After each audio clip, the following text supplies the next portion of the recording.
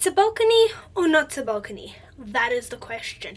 And is it really worth the money? Hi everyone, and welcome back to An Uncharted Life with Tara. My name is Tara, and I have got a couple of years of experience and a couple of itineraries under my belt to be able to actually answer this question. Now, just to give you a little information about who I am a crew member. I've worked on 3 different cruise lines: Royal Caribbean, Holland America Line, as well as my current line, Princess. And I've been doing cruise ships for about 6 years now. I've done 8 contracts, so I know a thing or two on certain itineraries, as well as whether or not the balcony is really worth it. But to start off this whole process, I understand that all of this really begins when you are at the Future Cruises desk or online at home trying to figure out, do you really want to go on a cruise? Which I would say, if you've never done one before, definitely try it. It's not for everybody, but you don't know unless you try it. And then number 2, do I grab a balcony or do I go on an inside room? Now, I do have some questions to pretty much help you figure out if this is the route to take for you or whether it's not the route to take for you. I also, later on in the video, I'm going to go through some examples of different itineraries and whether or not I, as a crew member, think it is worth it or not to get the balcony in this situation. Now, please note, I do not work in sales. I used to, but I don't anymore. I was a part of the retail team, so I never sold cruises, and now I'm a part of the entertainment team. So I am the most unbiased person to be taking any advice from right now, because I don't benefit if you book a cruise or not. If you come, I get to do more entertainment. If you don't, I have a smaller crowd to entertain. So I really don't lose anything or gain anything from telling you whether or not to get the balcony or not. So I'm pretty much your best unbiased source right now. Okay, I have 5 questions that you pretty much need to ask yourself if you want to book a cruise. Now, I will only tell you the 5th question at the end of this video. But the first question is pretty much, what does your itinerary look like? This is a question you do need to ask yourself because, for example, how many sea days are there in your itinerary? Are you doing like a crossing where there's like 7 sea days? Or are you doing like a Mediterranean run when there's like 1, maybe 2 sea days if you're unlucky? Like, what are you looking at? How many sea days are there? How many port days are there? What kind of like cruising are you going to be doing?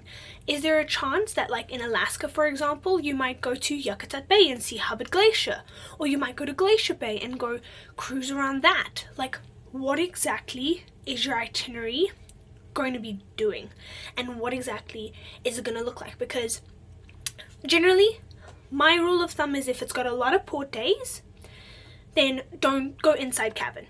If it's got a lot of sea days and a lot of scenic cruising, go outside cabin. Because in this case scenario, if you're going to do a lot of port days, you're either going to be sitting outside on your balcony just looking at another ship, and you're not really going to want to do that. You're probably going to want to close your curtains and be like, no, I like my privacy.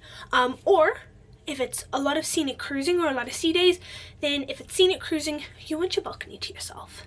You don't want to have to go stand by the crowds to fight for a good view. You want to just order room service and grab a hot chocolate and like sip it with your blanket at the actual balcony that you have. Or if it's a lot of sea days, then if you don't want to deal with people, you have an outside area to get fresh air. So that makes it really good. Question number 2, how much time will you really spend in the room? Now, I say this because there are a lot of different people that come on cruise ships. I know some people, for example, they are handicapped, or they are bound to a wheelchair, or currently recovering from a surgery, and they will then spend a lot of time in the room. If that is your situation, I would recommend getting a balcony cabin, because then at least you can open up the door, you can go sit outside, and you can get fresh air. And there's nothing wrong with that. And it's even nicer because you don't have to worry about people bumping into you and everything like that. You can pretty much have a nice little area just to yourself that is there. However, if you are a social butterfly, or if you're someone who plans to go to every trivia, every bingo game, every like party or theatrical play, are you really going to be spending enough time to justify purchasing the upgrade into the cabin? with a balcony, or would an inside cabin be a little better? Because those are kind of the pros and cons that you yourself need to like weigh up, because you know yourself the best. Me, for example, I would be terrible with an inside, not an inside cabin, an balcony cabin, because I want to go do trivias.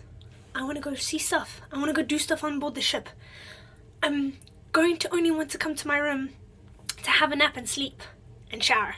Like, that's all my cabin would really be used for if I went on holiday on a cruise ship. Are you that kind of person, or are you the kind of person who's like, I came on board to have a holiday, I don't want to hear screaming children, I don't want to hear nothing.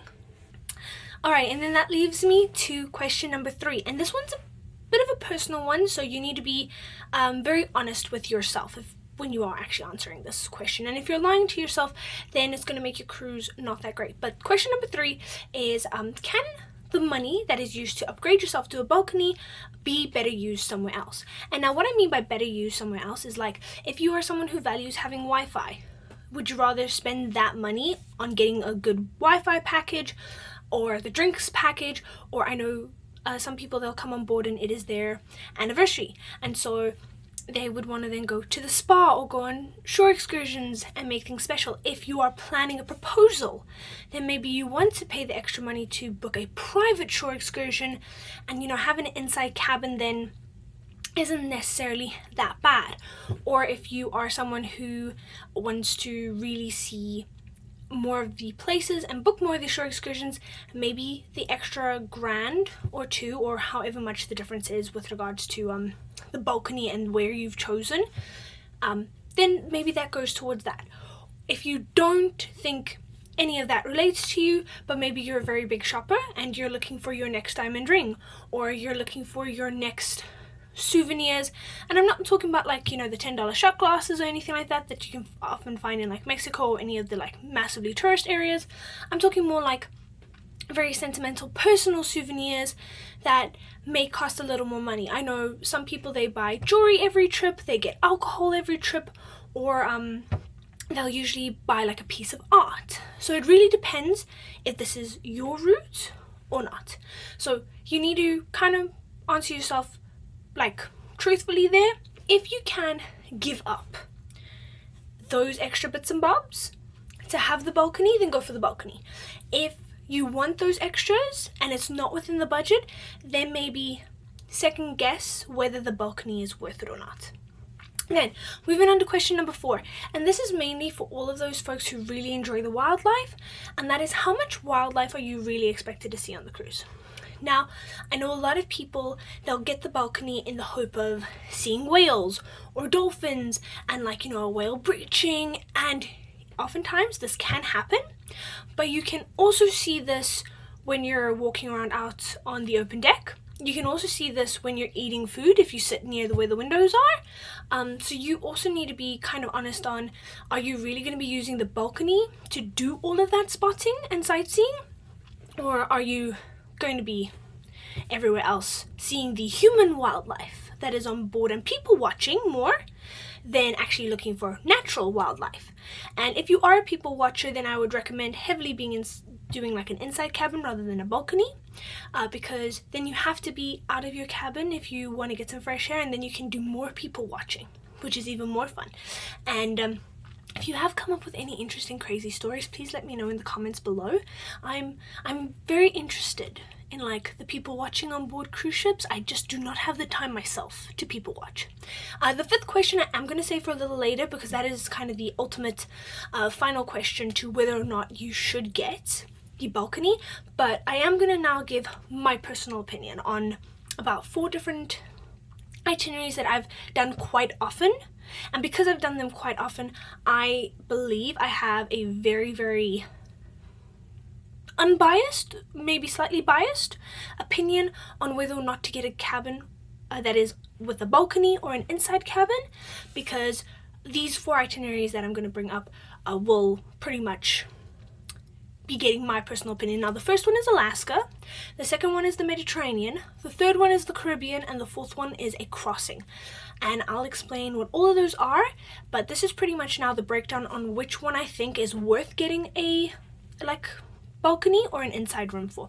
Now I know I'm only doing 4 out of the many different itineraries that there are, but these are the 4 I feel the most comfortable giving an honest opinion and view on, because these are the 4 that I've done the most throughout my 8 contracts on board, which is why I'm giving my opinion on these and not an Asian itinerary or an Australian, New Zealand itinerary, because even though I've done those, I've only done those for about 2 months, and I don't think that that is enough time to be able to give a valid, honest opinion. So, starting with number 1 on my personal opinions on whether or not these itineraries deserve a balcony or an inside cabin. So number 1 is Alaska. Now, this is the one where I say try and get it. I'm leaning more towards the balcony as the better option, but also please take into consideration it also depends on what your answer was for question number 2 on whether you're a social butterfly or not. Now, with Alaska, I have done the itinerary about 4 times, 5 times maybe. I've done it a lot. And with Alaska, what you've got to take into consideration is that there is a lot of scenic cruising. You've got Yakutat Bay, which is home to Hubbard Glacier. You've got Strait Point, you've got Glacier Bay, and there are college fjords and a whole bunch of different areas that you will be going through. Like, just to get into Juneau, the waterway area there is surrounded by beautiful wildlife and beautiful nature. So sometimes it is really worth it sitting on the balcony with a cup of coffee and just watching yourself go into certain areas. Skagway as well has got a very beautiful entry point. Ketchikan also has a very interesting and very beautiful entry point. Sitka is also beautiful. So you've got to really look at that as well. Are you someone who enjoys watching the ship come into port and everything like that? Because there are a lot of beautiful scenic routes in the Alaska area. If you're also a wildlife lover, Glacier Bay is amazing and you will see so many animals, and sometimes you have to get up super early to get the best spot for all of the animal spotting and everything like that. But you don't have to do that if you have your own balcony. So Alaska is one of the few ones where I would say get the balcony. It is worth it. But if you do not have the ability to get the balcony and it's not within the budget, getting an inside cabin is not the end of the world with this one either, because there are still plenty of spots around the ship and you're actually able to see everything. Trust me, Alaska is a very beautiful itinerary. There's a lot of scenic cruising in most of those 7-day runs. So please make sure you are able to try to get yourself a balcony, because it will be worth that extra money. Obviously, this all depends on whether you are the kind of person who does want to sit outside and watch for wildlife and watch the environment go by. If you're not one of those kind of people, then definitely go for the inside cabin. Second itinerary option, Mediterranean. Don't bother. Do not bother getting a balcony. It is, in my humble opinion, the biggest waste of money in a Mediterranean cruise. With Mediterranean cruising, you are lucky if you get a sea day, maybe 2 if you're unlucky. Because of how close the Mediterranean and all the ports are together, you are literally going to be stopping at a port almost every single day. Unless, of course, it's a case scenario of oh, you started in Barcelona and your last stop was in Athens, Greece, so now they've got to do a bit of a travel to get back. There's your 1 sea day. But most of the time, you are going to be going outside in ports. If you have prepared yourself, because it is a marathon, not a sprint, with a Mediterranean itinerary, you have probably booked yourself a shore excursion every day that probably starts at 6 a.m. And you are going to be tired as hell. And I mean this in the nicest way possible, because I was tired. I was working on board the cruise ships and I was going out at 6 a.m. every morning to try to get to all of the cool, crazy, interesting places that Europe has to offer on the shore excursions as additional help. I know how you guys felt. When everyone who was on the tour with me was able to go back to their cabins and go sleep, I had to go work. So trust me when I say an inside cabin is going to be your best friend, because the minute you turn the light off, it is going to be pitch dark. And that is the environment that most people need to be able to sleep in. Trust me, if you forget the light on, you're going to wake up at like 3 a.m. in the morning with the why is the light on? Because you are going to be so tired. And because there's very limited sea days, your balcony is not going to really be put to much use. If you're the kind of person who always wants a balcony, this would not be the cruise itinerary at all that to recommend getting a balcony on. It is, in my humble opinion, the worst one to get a balcony on. Get an inside cabin. Get a larger inside cabin for yourself, but get an inside cabin because it is not worth it. You are not going to use the balcony at all. And I know I sound like a very negative Nancy right now, but I'm being realistic. I have seen people who were on the cruise ship with me complaining that they spent the additional money to get a balcony and they haven't used it at all. So please, Mediterranean run, do not get the balcony. It is not worth it. Number 3, Caribbean. Now, I have a very love-hate relationship with the Caribbean, so I will admit I am biased. But with regards to the Caribbean, the biggest problem I find is that there is no scenic cruising, which is why I feel that a balcony is pretty much useless. Because if you're one who gets easily seasick, it is really not for you. Because if you have a balcony and you're seeing the waves that often come, because Caribbean can be quite rocky, especially during hurricane season and everything like that, you're not gonna sleep too well knowing that the waves are rocking and rolling out there and you can see it because, you know, the curtains just like flew open a little. So I personally do not think a Caribbean run is worth getting the balcony because you're not really going to be seeing too much wildlife action, too much scenic action, or anything of interest besides open water. Now, some people do find this calming, and if you're one of those people, then maybe the balcony is for you, but I would heavily recommend that you just skip it. Just get an inside cabin, make friends outside, become a social butterfly. A balcony is only really worth it if you really, really do not want to speak to people on a Caribbean cruise. So yeah, I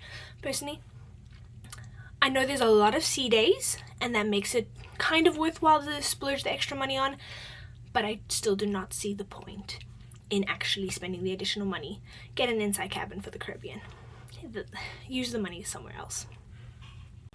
Now, number 4, the last and final itinerary that I'm going to talk about, it is a crossing. Now, crossings happen in a variety of different areas, on a variety of different ships, when they need to go from one itinerary that they're doing to a different itinerary, and then, of course, they'll have a Pacific crossing, transatlantic crossing, or any different kind of crossings that can happen. I've done a couple of crossings. I've done from Seattle to Tokyo, so USA to Japan.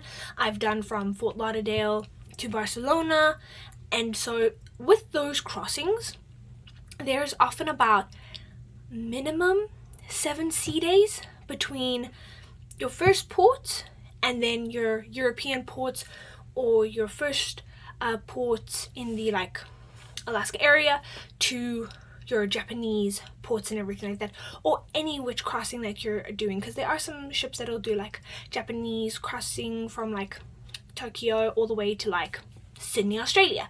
So there's always going to be some form of like certain sea days that is where it's like 7 sea days straight.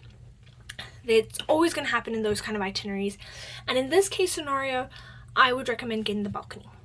Now, the only reason I'm saying get the balcony is because, yes, this is very much like a Caribbean itinerary where you're not going to see too much. It's not going to be of interest, and it's literally just going to be the ocean that you're looking at every morning.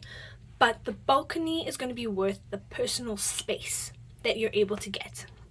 Because what I have noticed, especially with a lot of guests, is that if they find someone they don't particularly like, they get very antsy, very fidgety, and often try to avoid everybody. But you can't avoid everybody if you don't want to be in your cabin, which is an inside cabin and doesn't have a balcony, because you want the fresh air. I have seen a lot of different fights with a lot of different scenarios, but in a crossing situation I would recommend grabbing a balcony cabin, just so that you can have your own small little piece of heaven, or like paradise patch, whatever you want to call it. In those case scenarios I would. recommend really getting the actual balcony area. I know there's probably a lot of people that will disagree with me. I know I've done a crossing on an inside cabin and I loved it because when I was able to go to sleep, I just want to turn the light off and go. And the crossings can be very, very like draining on your body because all of the time changes either forwards or backwards, and you might want the inside cabin just so that you can sleep and try to get your body properly adjusted. It's a catch-22. It's really, in this situation, what works for you. Now, question number 5, and my kind of ultimate question that you kind of need to think of when you are booking a cruise is, how easily seasick do you get? Now, I'm asking this one only because I've met a lot of people who they've purchased the balcony, they're super excited for their cruise, and then they get to the cruising and we hit some rough weather. And they're actually now trying to avoid their cabin at all cost because when they sit up in the cabin or when they come in from the bathroom, the balcony is in full view, full sight, and they can see the water. And for some people, not all people, please note that this is a very select few kind of people who feel this way, but for some people, just seeing the ocean and the rocky waves and everything like that, it can cause them to feel more motion sickness than, for example, if they're sitting down and looking at a painting, because then the mind's distracted. So for some folks, actually seeing the ocean and seeing the water, if that is going to be a very possible issue for you, get the inside cabin. And if you also do suffer from any motion sickness, anywhere in the middle cabins are usually the best to get in that case scenario, because that's where we've got most of our stability. In the front and the back is where you're going to get most of that motion, but in the middle is pretty much a good spot where you're not going to feel too much motion to make you like seasick. But that is obviously like just a little tip from my side with regards to like motion sickness and everything like that can very much possibly happen while you're on board a cruise ship. Alrighty, and then the ultimate final question. Would it be the end of the world if you didn't get a balcony? If your answer is yes, please ignore everything I have said in this video. If the answer is no, please refer back to the top 5 questions to help you figure out whether or not you actually want to grab the balcony for your next cruise. Also, if you've never done any of the 4 itineraries that I've mentioned in this video, maybe re-listen to what I've said to see if getting the balcony is worth it or not for you for those upcoming cruises. But otherwise, I hope this has been a very informative video. I've pretty much taken all the guest complaints that I've heard throughout my 8 contracts on board, personal opinion from what I've seen that has worked and what hasn't worked, and all of that good stuff. But yeah, this is just my opinion. Once again, we might have very different personal preferences and very different personal opinions, and I'd love to hear them down below.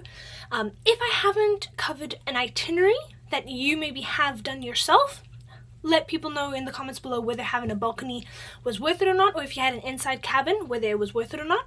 But otherwise, I'm Tara from An Uncharted Life. Thank you for joining me for all the highs, all the lows, and everything in between. Merry Christmas and a Happy New Year, folks. Bye!